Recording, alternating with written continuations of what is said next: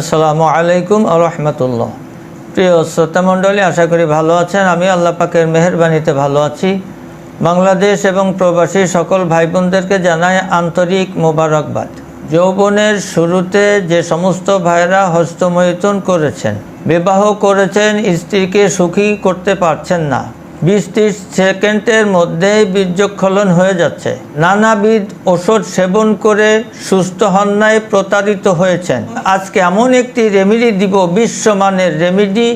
এই রেমেডি তৈরি করে যদি খেতে পারেন, প্রতি রাতে একাধিকবার স্ত্রীর সঙ্গে মিলন করতে পারবেন শতভাগ তৃপ্তি সহকারে, ইনশাআল্লাহ ইনশাআল্লাহ। যে সমস্ত ভাইয়েরা আমার চ্যানেল এখনও সাবস্ক্রাইব করেন নাই, সাবস্ক্রাইব করে আমার পাশে থাকুন, যাতে করে এরকম গুরুত্বপূর্ণ ভিডিও নিয়ে আপনাদের সামনে উপস্থিত হতে পারি ইনশাআল্লাহ।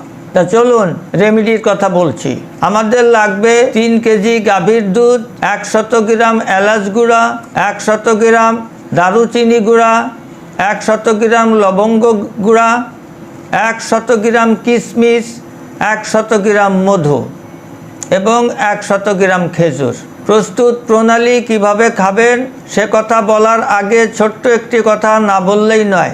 সত্য, সঠিক, পরিষ্কার, পরিচ্ছন্ন, ভেজাল মুক্ত সমস্ত আইটেমগুলি আপনাকে সংগ্রহ করতে হবে, ভেজাল হলে হবে না। ভেজাল মনে করে না পাওয়ার কারণে এবং যারা অতিরিক্ত জীবন যৌবন শেষ করে দিয়েছেন, শেষ হয়ে গিয়েছে, তাদের জন্য জীবনের শেষ চিকিৎসা মনে করে মহাশক্তি বাজিকরণ চূর্ণ এবং নাইট কিং পোস্টাই হালুয়া একসাথে যদি মাত্র 3 মাস ওষুধ সেবন করতে পারেন, গ্যারান্টি দিয়ে বলছি, শতভাগ আল্লাহ পাকের রহমতের উপরে ভরসা করে বলছি, যত রকমের যৌন সমস্যা থাকুক না কেন আপনি সুস্থ হবেনই হবেন ইনশাআল্লাহ।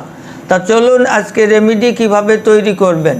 প্রথমত 3 কেজি গাভীর দুধ জ্বালিয়ে 1 কেজি বানাবেন। 1 কেজি বানানোর পরে তার ভিতরে মধু দিবেন। মধু দিয়ে হালকা তাপে জাল দিয়ে তার ভিতরে দিবেন লবঙ্গ গুঁড়ো, এলাচ গুঁড়ো এবং দারুচিনি গুঁড়ো। যখন দেখবেন পরিপূর্ণ কাদা কাদা একটা হালুয়ার মতন হয়ে গিয়েছে, তখন কিশমিশ এবং খেজুর দিয়ে আরও কিছুক্ষণ ভালো করে নাড়াচাড়া করে নামিয়ে ফেলুন। মনে রাখতে হবে কাঁচের বয়মে সংরক্ষণ করবেন, প্লাস্টিকের বয়মে অবশ্যই না। এই ওষুধ কিভাবে সেবন করবেন? বিবাহিত ভাইরা প্রতিদিন 30 গ্রাম করে সকালে খাওয়ার পরে, রাতে খাওয়ার পরে এবং রাতে খাওয়ার পরে 1 গ্লাস কুসুম গরম দুধ খাবেন। আর অবিবাহিত ভাইরা প্রতিদিন শুধুমাত্র একবার রাতে 20 গ্রাম পরিমাণ সেবন করবেন।